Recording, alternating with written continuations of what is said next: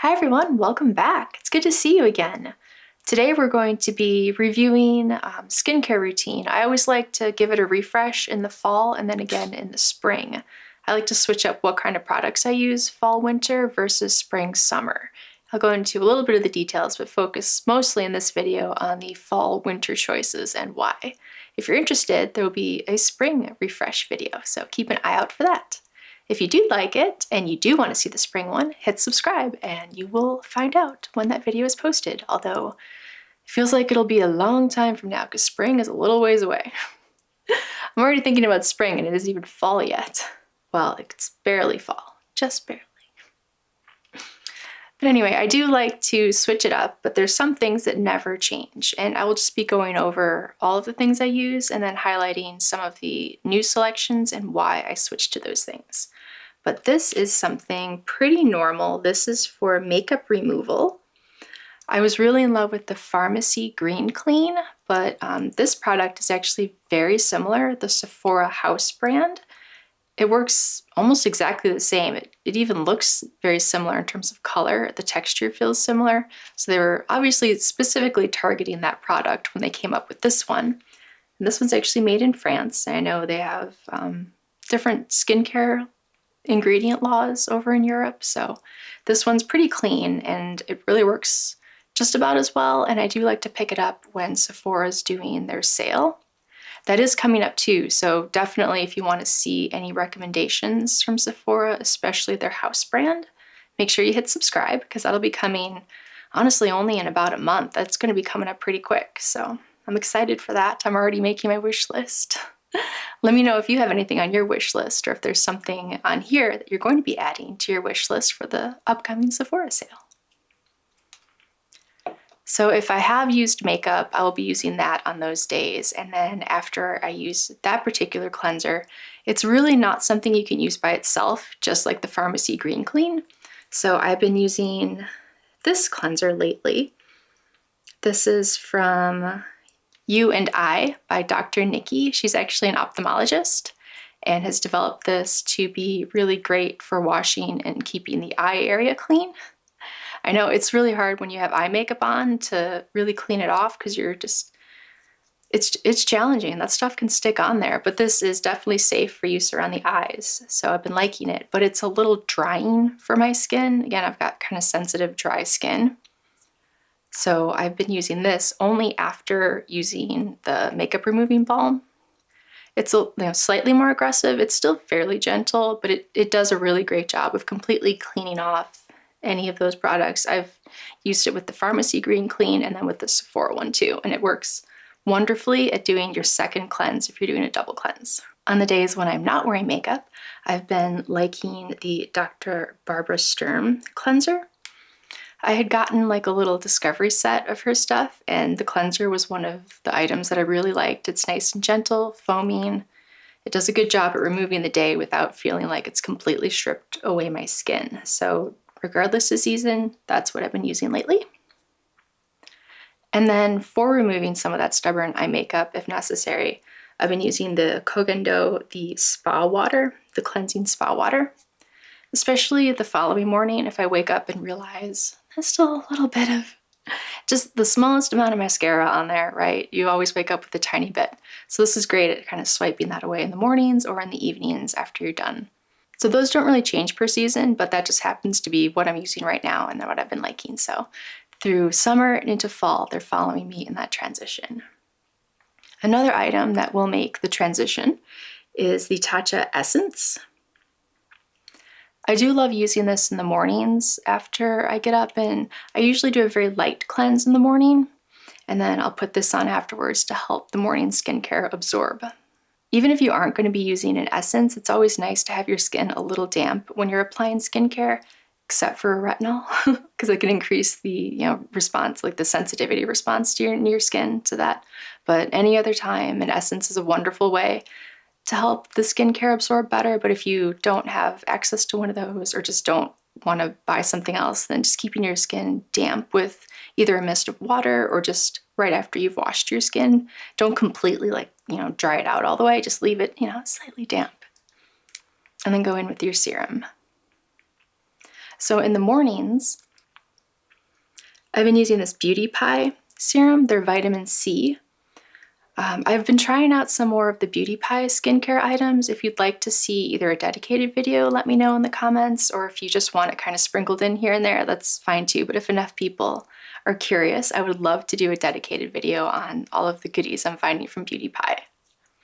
But yeah, this is it's like a freeze-dried vitamin C, so it shows up with a powder packet and a liquid packet, like an activator liquid. So you squirt the liquid in here and then you give it a shake, and it's only good for about 7 days. So you have to be good about, actually using it those days in a row while it's nice and fresh. And it's been great. I know sometimes vitamin C can cause a little bit of sensitivity, but this one really hasn't, even with my skin. So that's been nice in the mornings to help combat the stress from the sun. On days when I'm wearing makeup and I want to look a little extra smooth, like I want my fine lines plumped up as much as possible, I've really been liking this. This is my go-to. It's the Volition Snow Mushroom Serum. This is it's a delight. You put this on and any fine lines you have just get like nice and plumped, and you don't hardly notice them anymore, and you look a little bit younger and fresher. And the fresher is really kind of the idea in the mornings for me anyway. It's like caffeine. It's like a little extra hit to make you look a little more awake. So that's been delightful in the mornings if I'm going to be using makeup. And then in the evenings, if you didn't catch it, I do have an entire dedicated video to skin cycling, which I've just gotten into. Basically, it's like an organized way of using your skincare in such a manner that you get optimal results. Like if you've noticed, hey, I got a retinol and I've been using my retinol. It was great at first, but then after a few months, you don't feel like you're getting the same results. This is a great way to kind of refresh that and start seeing those same results again.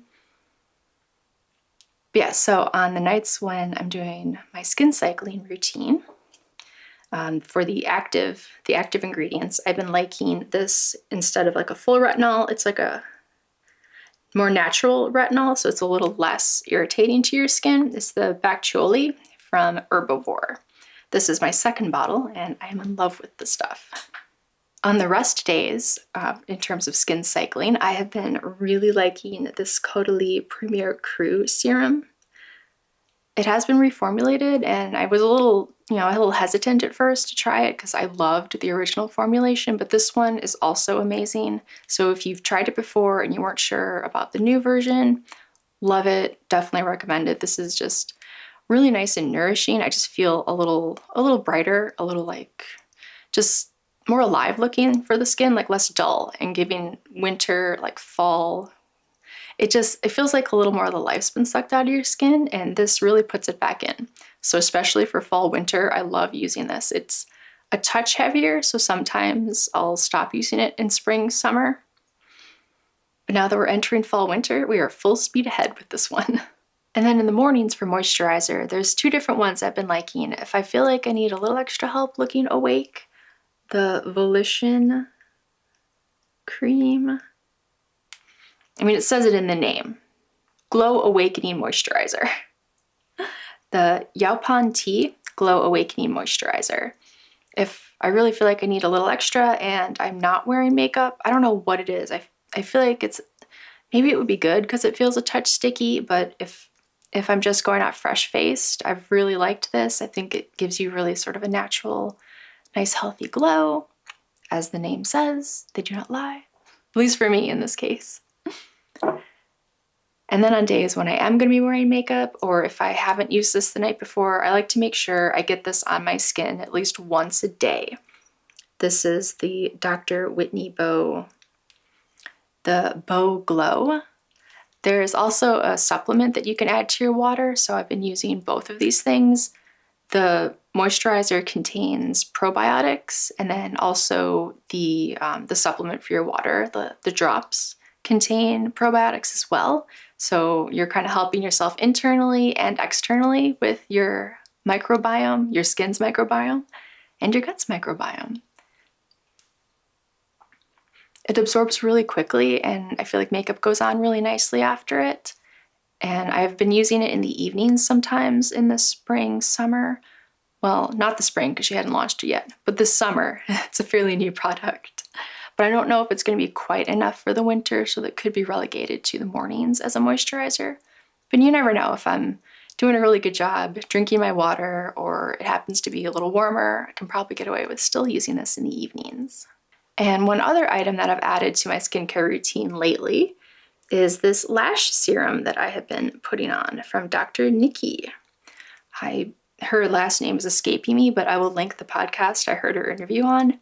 Fascinating stuff. She's an ophthalmologist, and it's so funny because her father, he actually does skincare like formulations as his job, and he wanted her to go to dermatology school so they could start a skincare line together, but she wasn't that interested in it. She really fell in love with, ophthalmology and becoming an eye doctor. And turns out she was still able to start kind of a skincare line. They have this lash serum, and they've also released an eye cream. So while I didn't really ever use eye creams, I felt like they were kind of overpriced. Like, what are you really getting? It seemed like one created by an eye doctor would be like, I felt like that's a green light to just sort of put it all over. Like if you need a little on your eyelid, if you need a little around your eye. And as you age, your eyelids and more area around your eye gets dry. So I have felt comfortable adding this to my routine, and it does seem very light. It absorbs really quickly and nicely, and it's been pretty nice. So yeah, podcasts are influencing me to buy different things. But it's usually after hearing some like half an hour to hour long explanation from whoever formulated it or created it, and it's usually by doctors. And by the end of that, you're like, that does sound like a great idea. I would like to try that product. So let me know if you've also listened to some of these and what podcasts have inspired you to try different items. I would love to know. I'm always looking for a good podcast. So yeah, those are some of the things that I'm going to be using this fall and winter. And now that it is fall winter, it's one time when I do like using the retinol, I will kind of dial that back. And that is one change I will make spring, summer, and introducing in fall, winter. I know I mentioned I've been using the Herbivore Caudalie oil, or serum really. That is something that I will start using more regularly in the fall, winter, just because there isn't as much sun and I'm not quite as concerned about the increased sun sensitivity that those sorts of products bring. But yeah, with skin cycling, I think you're only using it every couple of days, so that'll also help. But it never hurts. You should always wear sunscreen. And goodness, I did not mention a sunscreen. So in the mornings, the sunscreen, no matter what time of year, is necessary, at least for me with my fair skin. The M61 Hydro Boost oil-free sunscreen has been one that I've been using lately with makeup, without makeup. I know sometimes the foundation will have SPF built into it, but I don't like to put on a lot of foundation. I usually use a lighter layer, which means I'm not getting quite the same SPF benefit. So it's always nice to have a little of this on instead of just relying on the foundation to provide that, or even your moisturizer itself. It may or may not have enough depending on how thick you lay it on. And if you're putting on makeup, you're not usually going too thick with the moisturizer, so just for safety, I like to have an SPF of 40 or a minimum of 30, but I like to see 40, 45, even 50 in like the height of summer. But now that we're heading into fall, I can confidently at least use an SPF 40. Yeah. Thank you so much. Let me know of any skincare swaps you like to do, if there's anything that you add into your routine. I know it can be a time when you might need a little more exfoliation, so if you have any tips or favorite products, let us know in the comments down below, and thank you so much. If you like this video, give it a thumbs up and subscribe to see more in the future. Thanks so much. Bye.